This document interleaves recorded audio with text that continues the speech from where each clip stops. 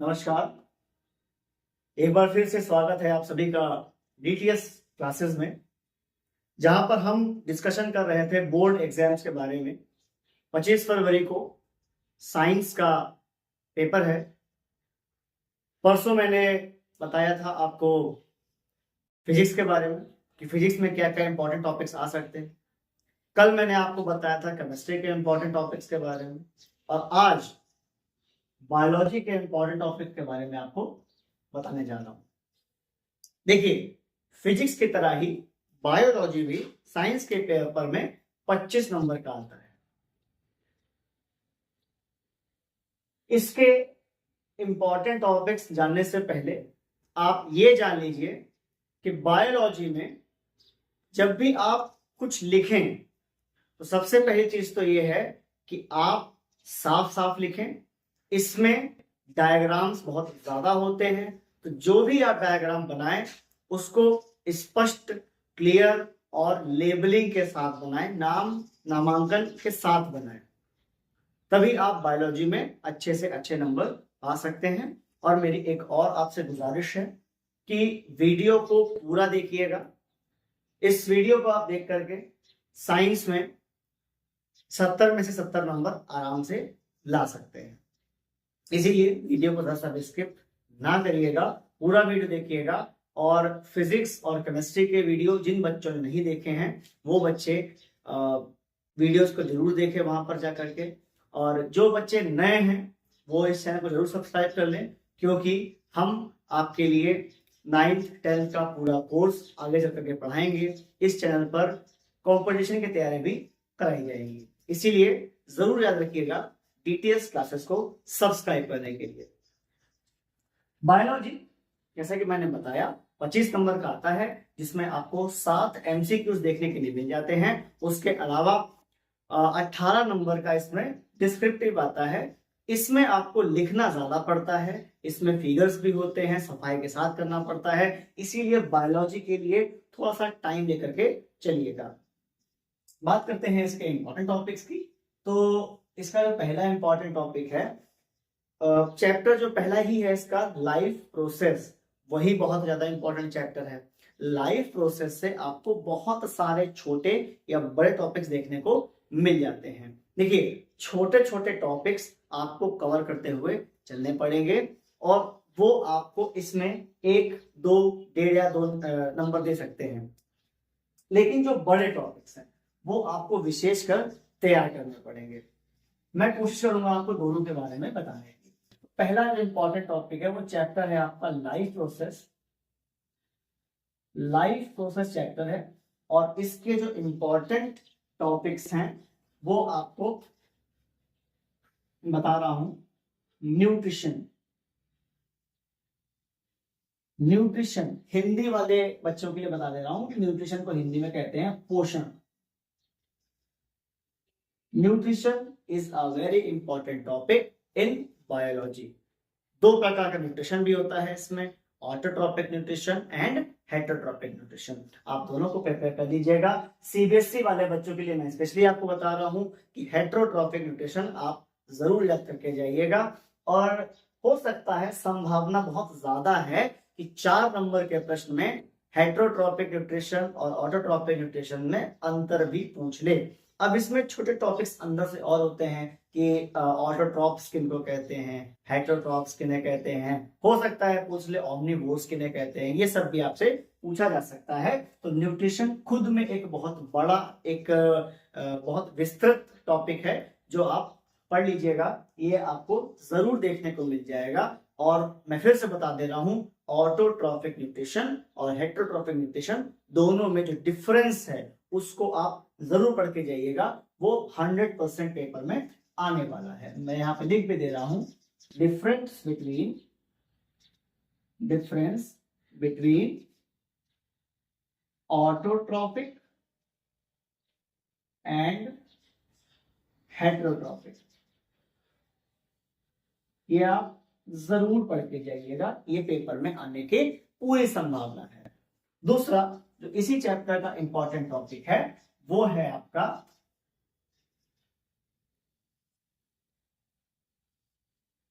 Digestion in amoeba. Amoeba का digestion आपने पढ़ा होगा कि अमीबा किस तरीके से अपने फूड को ऑब्जर्व करता है, उसको डाइजेस्ट करता है और आगे चल करके वेस्ट बाहर बॉडी के निकाल देता है। पढ़ लीजिएगा। इसके साथ साथ ह्यूमंस का तो बहुत ही ज्यादा इंपॉर्टेंट है। डाइजेशन इन ह्यूमन बींग्स या डाइजेशन इन ह्यूमन, मानव का पाचन तंत्र, ये आपके लिए बहुत ज्यादा इंपॉर्टेंट है। एक बात का ध्यान रखिएगा, बायोलॉजी के क्वेश्चंस यूपी बोर्ड में एकदम स्ट्रेट फॉरवर्ड या सीधे नहीं पूछे जाते हैं। वो थोड़े से घुमा फिरा के पूछे जाते हैं, थोड़े से उनकी भाषा को परिवर्तित करके पूछा जाता है, चेंज करके पूछा जाता है। तो हो सकता है कि आपको कभी कभी हिंदी में समझ में ना आए तो आप उसका थोड़ा सा इंग्लिश पढ़ लीजिएगा, या इंग्लिश मीडियम के जो बच्चे हैं उनको अगर नहीं समझ में आता है तो थोड़ा सा उसको हिंदी में पढ़ के देख लीजिएगा, आपको समझ में आ जाएगा, क्योंकि इसकी लैंग्वेज थोड़ी सी घुमावदार आती है। इन दोनों में जो डायग्राम है, फिगर है, उसको आप जरूर प्रिपेयर करके चलिएगा। मैं आपसे बार बार कह रहा हूं कि बायोलॉजी के अंदर डायग्राम्स का बहुत ज्यादा महत्व होता है, तो उसको आप जरूर कंटिन्यू करके चलिएगा। इसके बाद मैं बात करता हूं अगले टॉपिक की। तो जो अगला टॉपिक है वो आपका इसी में आ जाएगा। ये एक और चीज बता दे रहा हूँ, डाइजेशन में आपका सब कुछ कवर कर रहा हूँ। डाइजेशन में आपका माउथ का जो एरिया है, इसमें टीथ के बारे में भी आप पढ़िएगा, इसमें टंग के बारे में पढ़िएगा, सैलिवरी ग्लैंड्स के बारे में पढ़ लीजिएगा, ठीक है, और एस्ट्रोफेगस के बारे में आप पढ़ लीजिएगा। इसके बाद इंटेस्टाइन्स भी है, मैं लिख भी दे रहा हूँ यहाँ पर, क्योंकि इसके भी कुछ छोटे छोटे टॉपिक्स हैं जो पूछे जाते हैं। वो है आपके इंटेस्टाइन है। इसके अलावा पूछा जा सकता है आपसे लीवर। अच्छा, लीवर तो बहुत ज्यादा इंपॉर्टेंट टॉपिक है, ठीक है। लीवर जो है ये वेरी इंपॉर्टेंट टॉपिक है आपके बोर्ड के लिए। आप इसका फिगर भी तैयार कर लीजिएगा, डायग्राम भी पूछा जा सकता है इसमें। लीवर के अलावा आपका आएगा इस इंटेस्टाइन, लीवर हो गया आपका, और एक आता है किडनीज। किडनीज, अब चूंकि इन दोनों के अलावा किडनी खुद में एक बहुत बड़ा लार्ज टॉपिक है, इसके अंदर भी कुछ चीजें हैं वो आपको पढ़नी पड़ेगी। जैसे किडनीज के अंदर एक बहुत ही ज्यादा पूछा जाने वाला टॉपिक है जो इस बार यूपी बोर्ड और सीबीएसई बोर्ड दोनों के पेपरों में जरूर पूछा जाएगा, वो है आपका नेफ्रॉन। नेफ्रॉन, अगर नेफ्रॉन आपसे नहीं पूछा गया तो नेफ्रॉन का फिगर बनाने के लिए आ जाता है। अगर नेफ्रॉन पूछा गया है तो भी आपको उसका फिगर बनाना ही पड़ेगा। इसी के अंदर एक और टॉपिक रहता है बोमेंस कैप्सूल, वो भी पढ़ लीजिएगा बोमेंस कैप्सूल के बारे में कि बोमेंस कैप्सूल क्या होती है। बोमेंस कैप्सूल पढ़ लीजिएगा, ये आएगा आपके पेपर में। मैं फिर से बार बार कह रहा हूं, kidney is very important topic. Kidney के अंदर नेफ्रॉन और बोमेंस कैप्सूल तो आपसे जरूर पूछा जाएगा। मैं बोमेंस कैप्सूल की एकदम 100% श्योरिटी नहीं देता हूं, लेकिन नेफ्रॉन की आपको श्योरिटी दे सकता हूं। ये आपके पेपर में आने वाला टॉपिक जरूर है, और ये आपको या तो 4 नंबर दे सकता है या फिर 6 नंबर जरूर दे सकता है, और मिनिमम आपको 3 नंबर्स का नेफ्रॉन तो मिल ही जाएगा अगर उसका डायग्राम पूछा गया है तो। सीबीएसई बोर्ड के लिए भी वो टॉपिक बहुत ज्यादा इंपॉर्टेंट है नेफ्रॉन के लिए। अगले हम टॉपिक की बात करते हैं, तो ये हो गया आपका ह्यूमन डाइजेस्टिव सिस्टम, ये सब पूछा जा सकता है आपसे। इसके अलावा जो मेन टॉपिक आता है इसी चैप्टर से आएगा, वो आपका आएगा ह्यूमन हार्ट।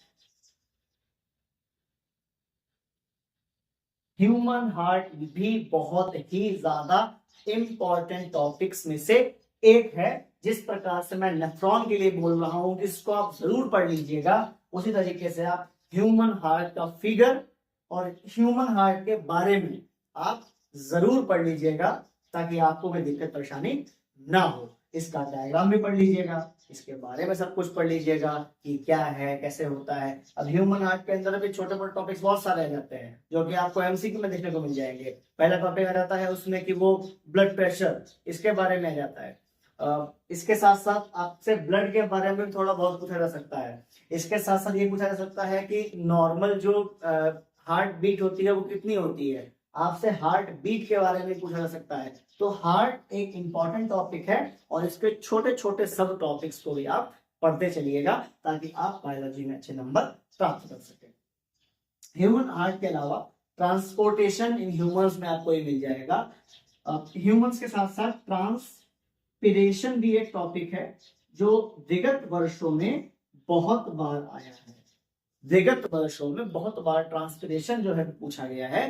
ट्रांसपिरेशन की जो प्रोसेस होती है वो पेड़ पौधों के अंदर होती है। जैसे उनकी जो पत्तियों में लीव्स में एक्स्ट्रा वाटर जमा हो जाता है, वो सूर्य की गर्मी और लाइट से वापस एटमॉस्फेयर में चला जाता है वाटर वेपर के रूप में, उसको बोलते हैं transpiration.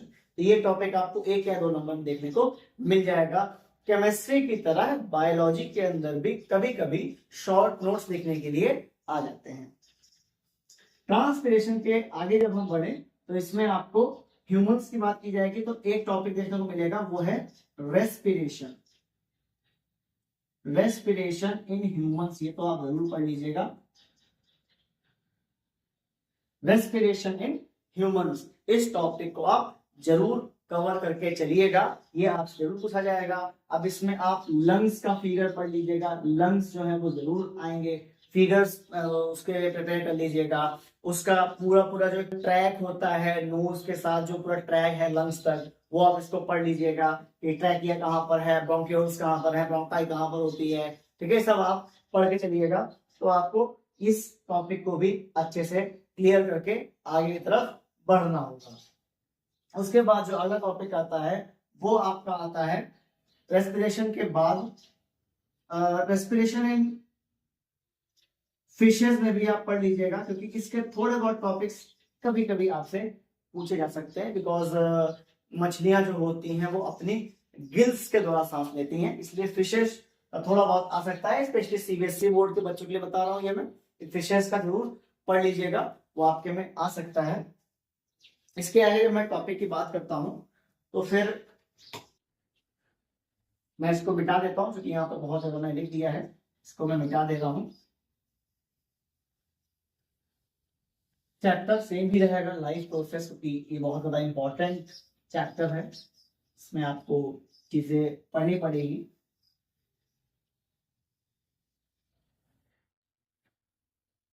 Human heart, human heart में आपको और क्या प्रिपरेशन करनी है? ह्यूमन हार्ट में डबल सर्कुलेटरी सिस्टम। बहुत सारे बच्चे कहते हैं मुझसे कि सर ह्यूमन हार्ट या डबल सर्कुलेटरी सिस्टम एक ही टॉपिक है क्या, दोनों एक ही चीज पे लिख दूं? लेकिन नहीं, जब आपसे पूछा जाएगा ह्यूमन हार्ट क्या है तो आप इंसान के हृदय के बारे में, उसके दिल के बारे में बताएंगे कि उसका वेट क्या है, वो कैसे काम करता है, उसके वर्क्स क्या क्या हैं, वो किस किस प्रोसेस से काम करता है, वगैरह वगैरह बताएंगे आप, कि कहाँ से प्योर ब्लड आता है, कहाँ से इम्प्योर ब्लड आता है, कौन सी पल्मोनरी वेन्स होती हैं, इन सब के बारे में आपको बताना होता है। लेकिन डबल सर्कुलेटरी सिस्टम में आपको ये सब के साथ साथ क्या ऐड करना होता है, उसमें आपको ये बताना होता है कि कहाँ से जो नॉन ऑक्सीजन वाला ब्लड है वो हार्ट के अंदर आ रहा है, हार्ट उसको वापस लंग्स में पंप कर रहा है, लंग्स वापस ऑक्सीजन दे करके उसको हार्ट के पास भेज रहा है, हार्ट वापस उसको बॉडी में पंप कर दे रहा है। बॉडी में जाने के बाद हमारा ब्लड अपनी ऑक्सीजन को सेल्स को दे देता है, जिससे ब्लड के पास ऑक्सीजन नहीं बचती है और वापस हमारे हार्ट के पास आ जाता है। तो इसको बोलते हैं डबल सर्कुलेटरी सिस्टम। थोड़ा सा अंतर होता है हार्ट के प्रोसेस में और सर्कुलेटरी सिस्टम में, ये थोड़ा सा बड़ा टॉपिक है। हार्ट के बारे में लिखोगे तो थोड़ा सा छोटा टॉपिक पड़ जाएगा। इसमें भी एक फिगर होता है, उसको भी आप जरूर बना लीजिएगा। हार्ट का फिगर और डबल सर्कुलेटरी सिस्टम दोनों का फिगर अलग अलग भी है। हालांकि जब ये टॉपिक आपसे पूछा जाता है तो यदि आपके पास समय हो, टाइम हो, तो आप इसमें हार्ट का फिगर भी बना लीजिएगा। एग्जामिनर को लगता है कि बच्चे ने ढंग से पढ़ाई की है, अच्छे से पढ़ाई की है, इसलिए मैं आपको बस जनरली बता रहा हूँ। तो आपके चैप्टर 1 लाइफ प्रोसेस का जो इंपॉर्टेंट टॉपिक्स थे वो ये सब थे। चैप्टर 2 की जब हम बात करेंगे, अच्छा यहाँ पर एक चीज और मैं थोड़ा सा भूल गया, ब्लड और लिम्फ में डिफरेंस। ब्लड और लिम्फ में डिफरेंस भी आपसे बहुत बार पूछा जाता है, स्पेशली यूपी बोर्ड के बच्चों के लिए बता रहे हैं, ये जरूर पढ़ लीजिएगा ब्लड और लिम्फ में क्या अंतर होता है। अब हम चैप्टर 2 पर चलते हैं। चैप्टर 2 जो आपका है वो आपका है control and coordination. Control and coordination. इस चैप्टर में आपको क्या पढ़ना है? अब इस चैप्टर के भी कुछ टॉपिक्स हैं जो महत्वपूर्ण हैं, इंपॉर्टेंट हैं, लेकिन उन जो पूछे जाते हैं तो वो या तो 4 नंबर में आते हैं या सीधे 6 नंबर में आते हैं। तो इतना इंपॉर्टेंट टॉपिक चैप्टर है ये। इसका पहला टॉपिक तो भैया आपका ब्रेन ही है। ब्रेन के बारे में अच्छे से पढ़ लीजिएगा, उसके डायग्राम्स को पढ़ लीजिएगा, ब्रेन के फंक्शंस को पढ़ लीजिएगा। इसमें से तो एमसीक्यू बहुत सारे आते हैं ब्रेन से संबंधित, ठीक है। उसके बाद ग्लैंड्स के बारे में पढ़ लीजिएगा, हमारे बॉडी में कौन कौन सी ग्लैंड्स कहाँ कहाँ पर काम करती हैं, कौन कौन सा हार्मोन्स कहाँ कहाँ पर सीक्रेट किया जाता है, वो सब आपको पढ़ना पड़ेगा ग्लैंड्स के अंदर। कई बार बच्चे कंफ्यूज हो जाते हैं कि जो ग्लैंड्स होती हैं उसमें कौन से हार्मोन सीक्रेट होते हैं, तो आप लोग मिक्स कर देते हैं, ठीक है। मिक्स करने की बजाय इन ग्लैंड्स को याद करने का सबसे अच्छा तरीका ये है कि आप एक छोटी सी टेबल बना लीजिए, उस टेबल पर आप लिख लीजिए इस ग्लैंड का ये फंक्शन है और ये हार्मोन से रिलीज होता है। जैसे थायराइड ग्लैंड, थायराइड ग्लैंड जो है वो रिलीज करती है थायरॉक्सिन हार्मोन, ठीक है। ये सब आप ध्यान रखिएगा। पिट्यूटरी ग्लैंड जो है वो हमारे बॉडी के ग्रोथ के लिए जिम्मेदार होती है। बहुत बच्चे कंफ्यूजन हो जाते हैं इसमें कि थायराइड ग्लैंड ग्रोथ के लिए जिम्मेदार होती है, लेकिन नहीं, पिट्यूटरी ग्लैंड जो है वो हमारे ग्रोथ के लिए जिम्मेदार होती है। इसके साथ ही साथ ग्लैंड्स के अलावा आप इसमें पढ़ लीजिएगा रिफ्लेक्स एक्शन। ये तो बहुत इंपॉर्टेंट टॉपिक आता है और कई बार आता है रिफ्लेक्स एक्शन, और इसके साथ साथ एक और टॉपिक है वो ऐड किया जाता है, that is reflex arc. Reflex action, reflex arc को आप जरूर पढ़ के जाइएगा। रिफ्लेक्स आर्क में बताया जाता है कि मान लीजिए हमने किसी गर्म चीज को छू लिया तो वो कैसे हमारी बॉडी रिएक्ट करती है, that is called as reflex arc. जिस प्रकार से किडनी के टॉपिक में नेफ्रॉन इंपॉर्टेंट था, उसी तरीके से ब्रेन के टॉपिक में न्यूरॉन और नर्वस सेल्स, न्यूरॉन और नर्वस सेल्स, ये दोनों ही बहुत ज्यादा इंपॉर्टेंट रोल प्ले करते हैं ब्रेन के टॉपिक में। यानी कि जो ये चैप्टर है इसमें न्यूरॉन और नर्वस सेल्स बहुत पूछी जाती हैं। यदि आपसे नहीं पूछा जाता है तो कई बार इसका फिगर आ जाता है, डायग्राम बनाने के लिए जाता है कि इसको डायग्राम को बनाकर दिखाइए, तो ये जरूर आता है। अच्छा, एक चीज मैं यहाँ पर और थोड़ा सा मिस करके, चूंकि अभी मुझे ध्यान आया, वो है आपका फोटोसिंथेसिस का टॉपिक। फोटोसिंथेसिस का टॉपिक जो है वो बहुत ज्यादा इंपॉर्टेंट है, इसको आप जरूर से कवर कर लीजिएगा, ठीक है। फोटोसिंथेसिस में केमिकल इक्वेशन भी होती है, केमिकल रिएक्शन भी होती है, आप उसको बहुत बैलेंस तरीके से याद करके जाइएगा। थर्ड, इसके बाद जो चैप्टर आता है वो आपका आता है रिप्रोडक्शन। रिप्रोडक्शन में आपके जो इंपॉर्टेंट टॉपिक्स हैं वो मेल फीमेल रिप्रोडक्टिव सिस्टम,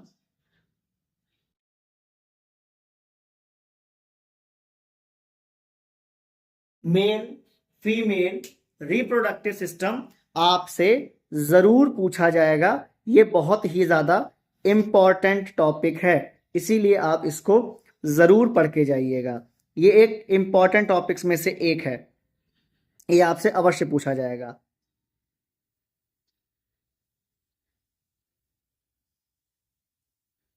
इसके जब हम आगे बढ़ते हैं तो इसके डायग्राम्स भी आप पढ़ लीजिएगा, क्योंकि डायग्राम पढ़ेंगे तो आपको अलग अलग लेवल्स के बारे में पता रहेगा कि कहां पर क्या पूछा गया है, कहां पर क्या नहीं पूछा गया।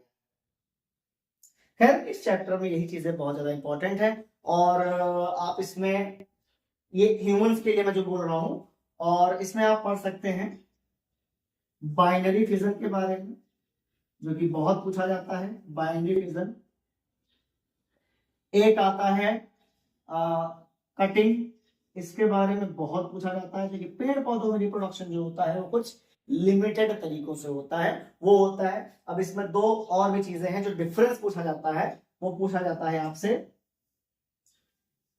सेक्सुअल एंड असेक्सुअल रिप्रोडक्शन के बारे में आपको डिफरेंस बताना होता है। ये जरूर आता है चैप्टर से, याद रखिएगा, ये आपसे जरूर पूछा जा सकता है। एक इसमें टॉपिक और आता है कि sex termination in humans. Humans में जो क्रोमोसोम्स होते हैं वो किस प्रकार से किसी एक जेंडर को डिसाइड करते हैं, ये पूछा जाता है। इसमें पूछा जाता है क्रोमोसोम्स के बारे में कि भाई मेल में कौन से क्रोमोसोम होते हैं, फीमेल में कौन से क्रोमोसोम होते हैं। मेल्स के अंदर एक्स वाई होता है और फीमेल्स के अंदर एक्स एक्स क्रोमोसोम्स पाए जाते हैं। ये सब आपको इस चैप्टर से याद करना है, इंपॉर्टेंट टॉपिक्स हैं। आशा करता हूं आपने ये सब नोट कर लिया होगा। इसके बाद दो चैप्टर शेष बचते हैं, मैं उनका भी आपको यहाँ पर लिख के दिखा दे रहा हूं। सारे इंपॉर्टेंट टॉपिक्स आपको पढ़ने पड़ेंगे। इसका जो अगला टॉपिक आता है वो आता है चैप्टर 4, और चैप्टर 4 आपका है हेरिडिटी। तो बच्चों हेरिडिटी चैप्टर में एक ही चीज है जो बहुत ज्यादा इंपॉर्टेंट है, ठीक है। इस चैप्टर में एक ही चीज है जो बहुत ज्यादा इंपॉर्टेंट है, दैट इज मेंडल्स लॉ।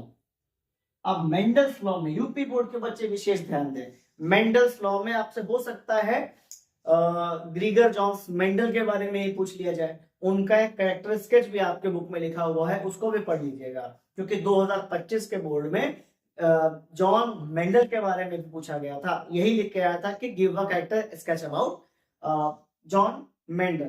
तो मेंडल लॉ खुद में ये 3 लॉज का एक कलेक्शन है, तो इसको आप जरूर पढ़ लीजिएगा और बहुत ही ज्यादा अच्छे से पढ़ लीजिएगा। बच्चों ये वाला क्वेश्चन जो है आपको 4 या 6 नंबर जरूर दे सकता है। और इस लॉ में खासियत ये है कि आपको इसको ज्यादा याद करने की जरूरत नहीं पड़ती है। इसके अगर आपको डायग्राम से एक बार याद हो गए, आपको डायग्राम पे कमांड हो गई, तो ऑटोमेटिकली मेंडल्स लॉ आपको थ्योरेटिकली भी याद हो जाएगा।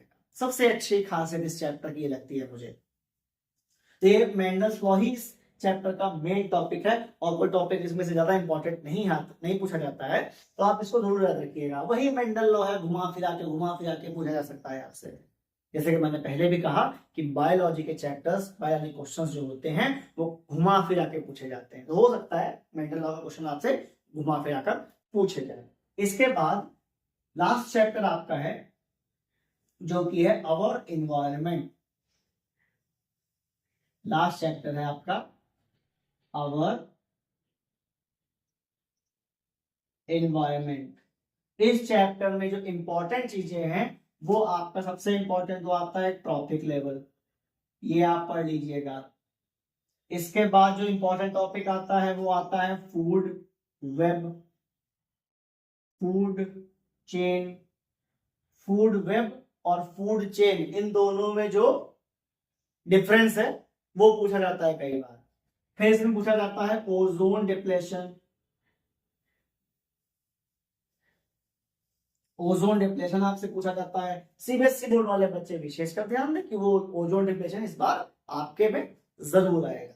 इसके अलावा भी कुछ छोटे मोटे टॉपिक्स हैं जो हर एक बड़े टॉपिक के साथ रिलेटेड हैं। जैसे कि मैंने बताया आपको, ह्यूमन हार्ट हो गया, ब्रेन हो गया, किडनी हो गया, इनके साथ जुड़े हुए टॉपिक्स को आप जरूर कवर अप करिएगा ताकि आपको अच्छे नंबर मिल सके। मैं आशा करता हूं कि आप इसमें फुल मार्क्स लेकर के आएंगे, 70 में 70 नंबर जरूर लेकर के आएंगे। अब मेरी कुछ बातें एग्जाम्स में जरूर ध्यान रखिएगा। पहली चीज तो ये, जब आप फिजिक्स में फॉर्मूले लिखेंगे, आंसर लिखेंगे, तो उसको आप ब्लैक पेन से लिखिएगा, ठीक है। ब्लैक पेन से लिखिएगा, जिससे ये साबित होता है कि एग्जामिनर उस पर ज्यादा फोकस करे। दूसरी चीज, केमिस्ट्री में जब भी आप रिएक्शंस लिखिएगा, उसका थ्योरेटिकल पार्ट लिख रहे हैं तो कोई बात नहीं, ब्लू पेन से लिखिएगा। लेकिन जैसे ही आप आ जाते हैं रिएक्शंस लिखने के ऊपर, तो आप उसमें ब्लैक पेन का प्रयोग करिएगा। ठीक है, सीबीएसई वालों के लिए मैं नहीं बोल रहा हूँ, ये यूपी बोर्ड वाले बच्चों के लिए बोल रहा हूँ। माफ कीजिएगा, सीबीएसई बोर्ड में सिर्फ ब्लू पेन अलाउड होता है, तो ये बच्चे सीबीएसई बोर्ड वाले बच्चों के नहीं है, यूपी बोर्ड वाले बच्चों के लिए बोल रहा हूँ कि उसमें फिजिक्स में आपको ब्लैक पेन का इस्तेमाल करना है, फॉर्मूले लिखते टाइम पे, आंसर लिखते टाइम पे। केमिस्ट्री में आपको रिएक्शन लिखोगे तब आपको यूज करना है ब्लैक पेन का। उसके साथ ही साथ जब बायोलॉजी में भी कुछ इंपॉर्टेंट चीजें आती हैं ना, तो आप यूज करिएगा ब्लैक पेन। जैसे कि मान लीजिए कोई आप स्टेटमेंट लिख रहे हैं, उसमें आपको किसी साइंटिस्ट का नाम लिखना है, तो वो साइंटिस्ट का नाम आप लिखेंगे ब्लैक पेन से। कोई ईयर लिखना है तो आप वो ईयर लिखेंगे ब्लैक पेन से। जॉन स्मेलर के बारे में पूछा जाता है आपसे, तो जिस ईयर में उनका जन्म हुआ था आप वो लिखेंगे ब्लैक पेन से। ठीक है, और उनके नाम को जहां जहां पे दोहराया जाएगा उसको आप लिखेंगे ब्लैक पेन से। इससे आपका इंप्रेशन बोर्ड एग्जामिनेशन में एग्जामिनर के सामने बहुत अच्छा पड़ता है। तो आज के लिए इतना ही। मैं आप सभी से फिर एक बार ऑल द बेस्ट बोलता हूं कि कल आप सभी लोग बहुत अच्छे से अपना पेपर दीजिएगा, जैसा आपको बताया गया है, पढ़ाया गया है, कल आप वैसा ही आप लिख करके आइएगा। जो बच्चे चैनल पर नए हैं, अभी तक सब्सक्राइब नहीं किया है, तो मैं आपसे यही रिक्वेस्ट करता हूं कि इस चैनल को सब्सक्राइब कर लीजिए। सब्सक्रिप्शन का किसी प्रकार का कोई पैसा नहीं लगता है, आपको 1 भी रुपए देने की आवश्यकता नहीं है। बस इस वीडियो के नीचे जो लाल रंग का सब्सक्राइब लिख के आ रहा है उस पर दबा दीजिए और इस चैनल को सब्सक्राइब कर लीजिए। तब तक के लिए नमस्कार, जय हिंद।